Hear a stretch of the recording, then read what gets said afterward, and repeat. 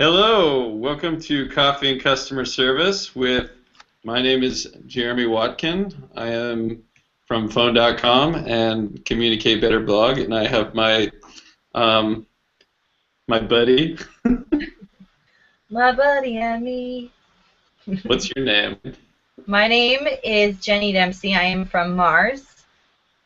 I'm from phone.com and Communicate Better blog. You were a fan of the show Veronica Mars, weren't you? I wasn't. I've actually never seen it. Never saw it. Oh, didn't you like it because she was like, didn't they film it at San Diego State or something like that?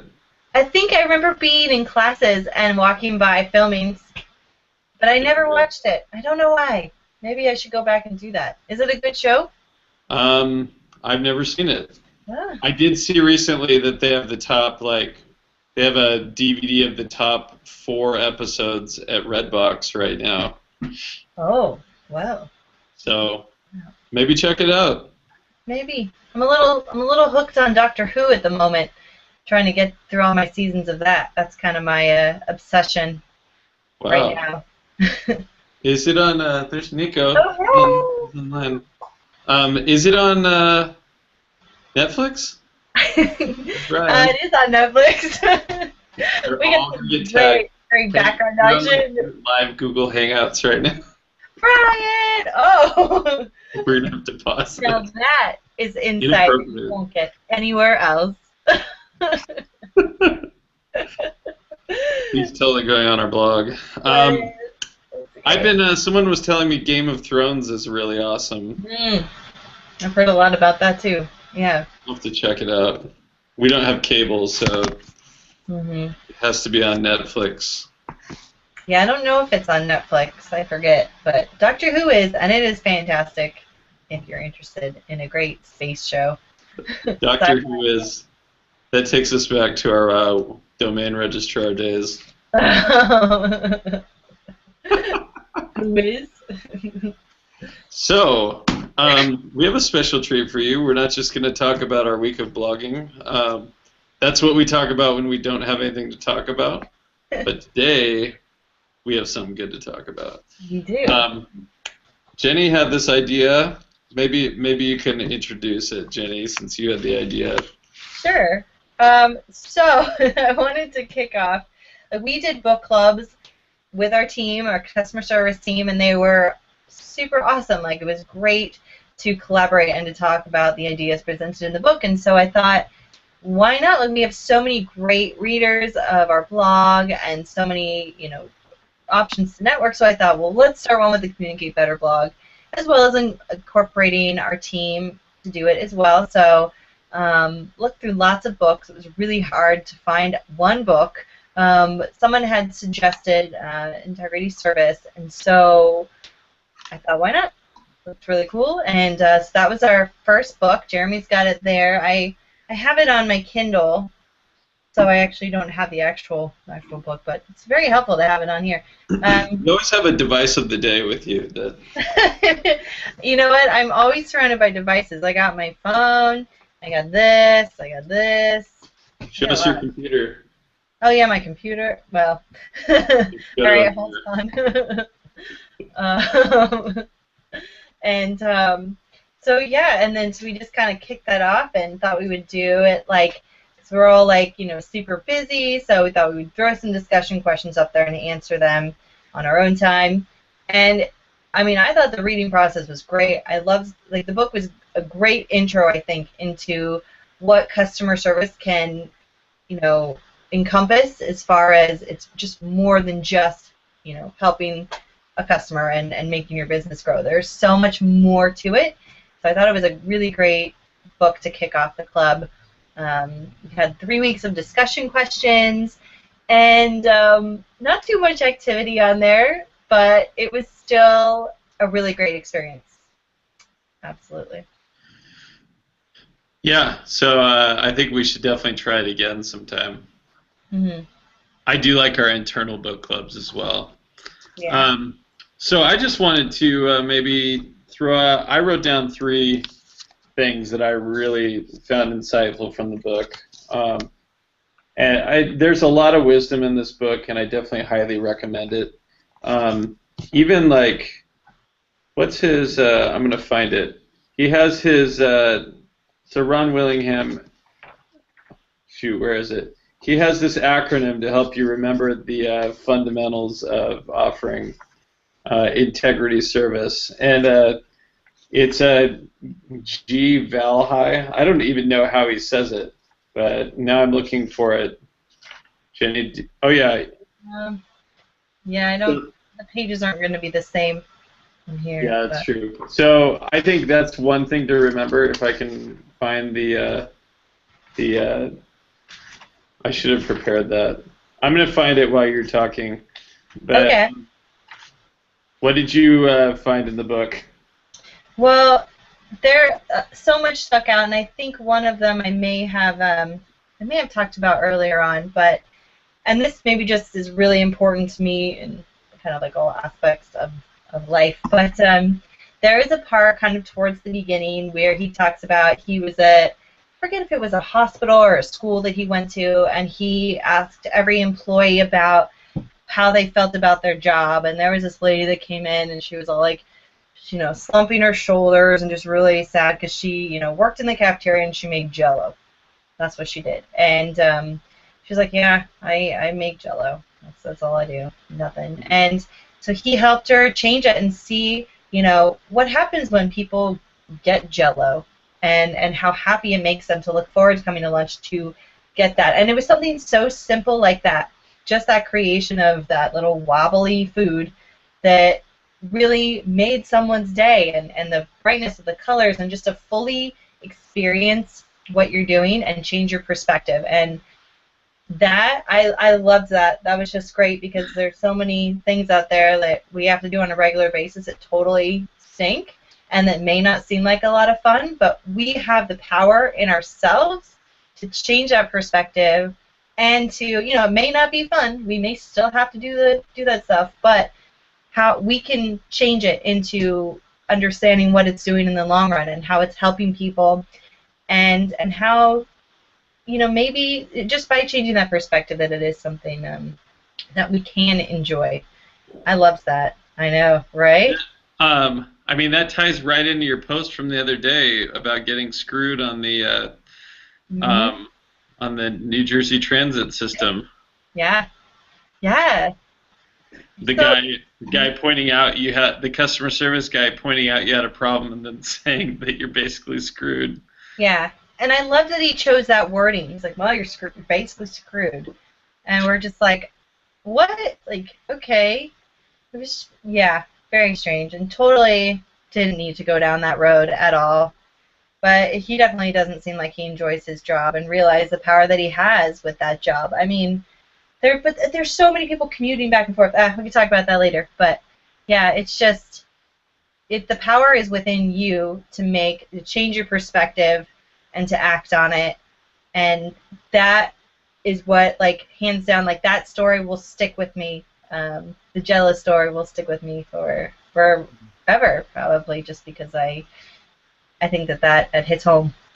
So yeah, that's a great story. Yeah. So I found this section. Of course, it's on page 8. But just kind of foundational to the book and where he goes with it. He has a system. He made an acronym, GValI, but it's greet, value, ask, listen, help, and then invite back. And he goes through those sections. Actually, kind of along the same lines, Jenny, in the shoot, now I can't remember if it was in the help or the invite back section. It's kind of in both, I think, but he talked about how this, he observed this store once. It was a cigar shop, and it was by all the parking outside the cigar shop was metered parking, and the shop owner put a sign on the window saying, "No change made here," and basically saying, "Don't come into my store to make change." Which, when you think about it, it's like, okay, if that's an inconvenience and I don't make any money off those people, yeah, maybe I just want to shoo them away so I can only talk to paying customers. He talked about it in the furniture business as well. how they settle into this mentality of only wanting to talk with paying customers and kind of not giving other people the time of day. But he really reframed it, and it was kind of an aha moment for me that like the cigar shop owner, of course, if I walked into a cigar shop, there's probably not much he could do to upsell me, but just, I mean, if you view every person as as a potential customer, and rather than shooing them away, I mean, why not make change? Figure out a way to make change for people and start making connections with people. Try and make actual genuine connections with them, and potentially they can become lifelong customers. I know not in the cigar shop, but the furniture store idea, there was a lady that came in that he didn't assume anything about her. He built a relationship and found out, different from her appearance, she was actually extremely wealthy and ended up spending thousands upon thousands of dollars with his store. And he wouldn't have known that if he hadn't approached her and built some kind of relationship. And now I'm forgetting which one that is. I think it, I mean, obviously that's a part of helpfulness, but also a part of inviting people back as well, building that relationship and then making it so they actually want to come back, I think, is really important. So that was one story I thought was really cool. Wow, yeah, that's really cool. It's really powerful stuff.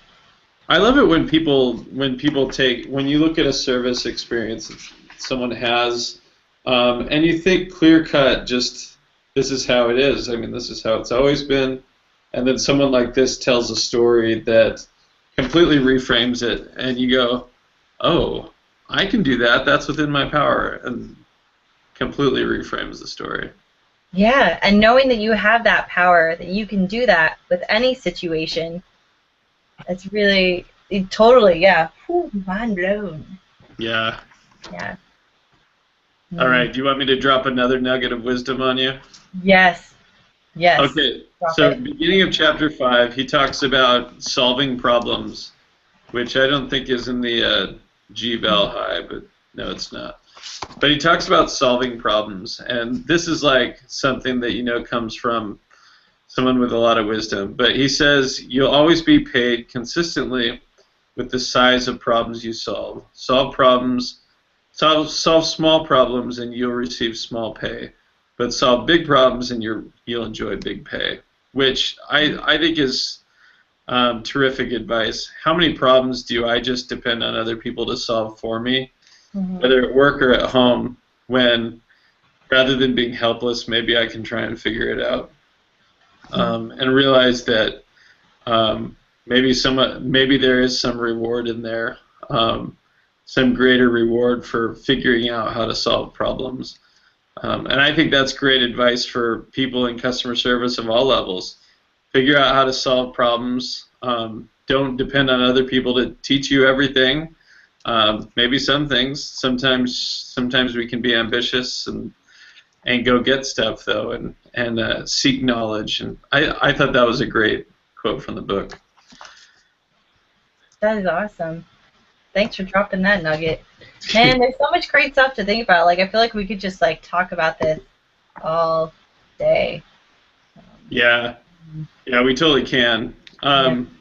If you want me to keep going, I can. Well, do you mind if I jump in with one thing? I forget which chapter it's in. I mean, you can keep. All right, I'll do this real quick, then you got it. But there was one, because it talks about, and I don't know what page this actually is. That's the trouble with Kindle. At least I haven't figured it out for this one. But it talks about, reaching certain goals and being able to believe that we really can. So it kind of goes right with what you were talking about, believing that you can solve the problem. If you don't believe that you can, you may not solve it as effectively, unless you really did believe in it. And the belief in your abilities is almost based on past experiences, not just current knowledge. So if you tried to solve that same issue in the past and kept getting the door thrown at you and you couldn't really get in, then you might not try as hard. And current knowledge doesn't necessarily determine, if you're going to be able to solve it. But there are several ways. There are 4 steps to some practical ways of strengthening your unconscious beliefs about your abilities. And step 1 is visualizing your past successes and being able to, stop and recall the times when you did successfully, carry out a project, reach the goal, and be able to really get back into that experience and see how that felt. And then step 2 would be to frame the new mental pictures. And, as you recall those past successes, think of current goals and say to yourself, if I reached that goal in the past, I can reach this one now. Or if I helped a customer with this issue in the past, I can do it again. And just continue to repeat it. And then, step 3, select goals and projects, jobs that are just a little bit beyond your, and it turned off, your level that are, where we go, your current level of achievement. Man, we have a lot of visitors today. And to commit yourself to making them happen. And being able to reward yourself, when you do accomplish them. And it's all just, those are all, they go hand in hand with just solving daily problems with customers and just having that belief in yourself. And I think that's really important for every customer service agent. And even if you don't believe, just to keep pushing just a little bit higher than that level that you're comfortable with, and keep trying until you finally do believe. And when you do believe, make sure to recognize that. And I gravitated towards that section there, I think, because that's something I'm struggling with. But that was great. Yeah, I really liked his section on goals, and kind of to spin off of what you said, he had a chapter on assuming responsibility, and something that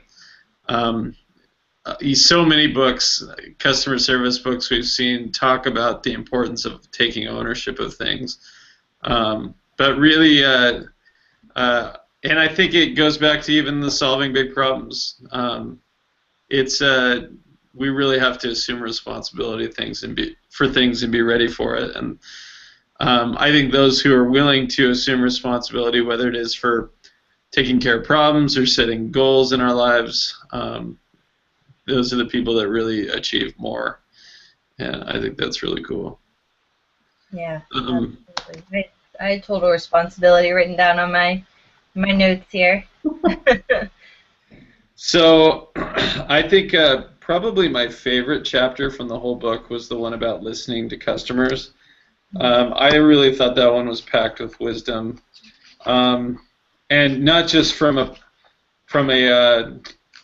a work standpoint. Obviously, we read this for work, but from a personal standpoint as well. Listening to my kids and my wife, and it's really just affirming. We read the book 7 Habits of Highly Effective People by Stephen Covey, and seeking to understand that habit has really stuck with me and been something I think about almost more so with my kids, trying to understand where they're coming from. But it's so easy to just assert my view on things rather than trying to understand someone else's view. But I really like this line in the chapter about listening to customers. It says, your customers are internal associate. Your customers, your internal associates, your family, your friends are all silently saying to you, please try to understand how I see the world. You don't necessarily have to agree with me, just understand me. He asks the question, are you prepared to actually listen? And then he talks a little bit about empathy later. Says empathetic listening is always centered on the other person, and its goal is to make the other feel uniquely understood. And it's really true. People want to be heard, and they want to be understood. I don't know about you, Jenny. I don't know how you feel, but I get nervous sometimes when I seek to really listen to someone else, and if I hear that they say something that I personally don't agree with, it's really easy for me to fight back or shy away because I don't want to get into an argument about something, and but it really is. It's actually, if you actually listen to someone, listen to them carefully without any need to assert your own view, I think it shows real acceptance to them, even if you don't necessarily agree with them. That's really insightful for me. I think I spend more time trying to assert my opinion still rather than listening and validating what someone else thinks. How do you feel? No, that makes a lot of sense. That's interesting because I know that if there's something that, someone will say that I don't believe in, like I usually just shy away from it, or I'll just be like, oh, well, that's an interesting perspective. Or just that's interesting. And sometimes, like the fact that I'm not commenting on it more also says that there's some that shows how I feel about it, versus even just saying something out loud. So that's a tricky thing right there, because it's like how do you deal with that, whether you say something or you don't say something. Either way, it can be taken as negative by that other person, that they're not being understood or that they're not being accepted as they are. And I also struggle, like if I say something and someone else doesn't necessarily believe in that and they voice it back to me, then I'm like, okay, like I start to question, I start to second guess things, and that just goes because I don't know, I guess maybe I'm either unsure of that particular belief or I just don't want confrontation. So I'm like, okay, well, I'm just going to really back off and just never bring that up again. And that's not necessarily the most beneficial way to handle it either. Wow. But then you start to really understand in those situations what it feels like to have someone else not listen to you. Yeah. Really to understand. Instead, they assert what they believe, and all of a sudden there's conflict.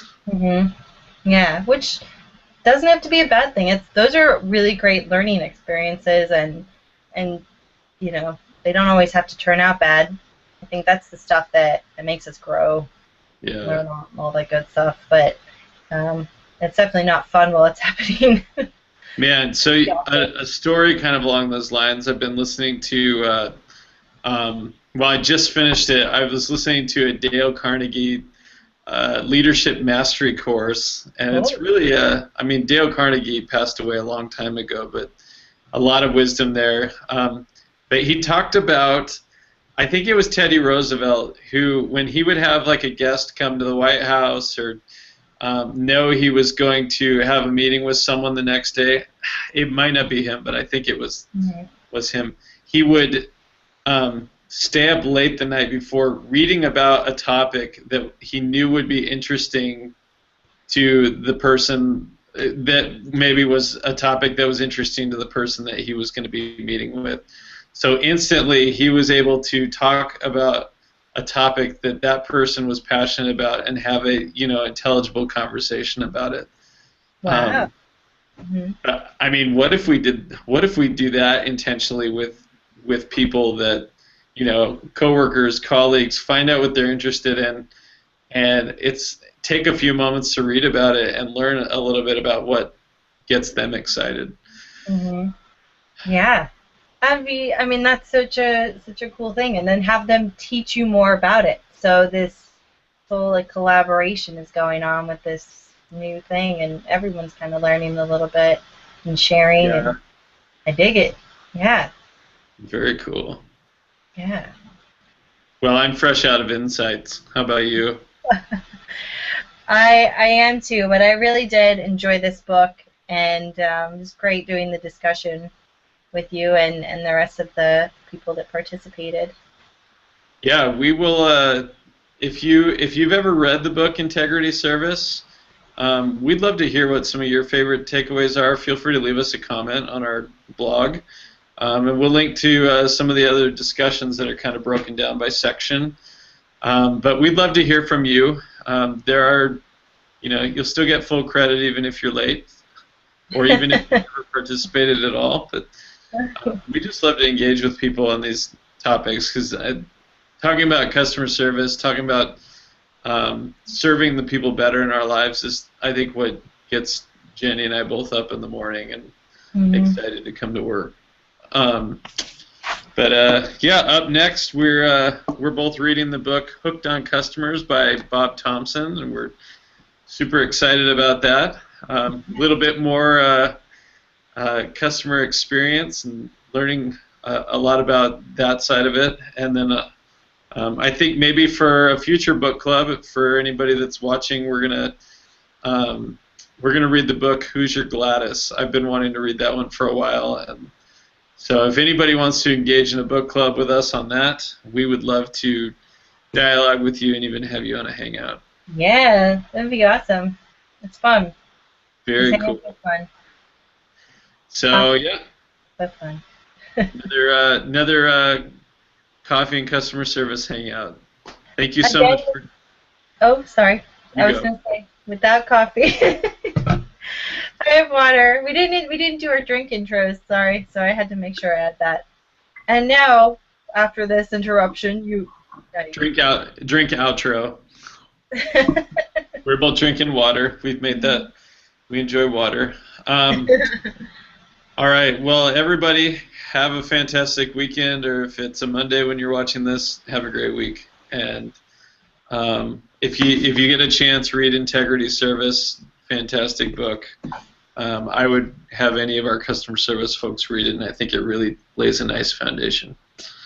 So, all right, Jenny, have a fantastic weekend over on the East Coast. Thank you. You too. Enjoy the West Coast.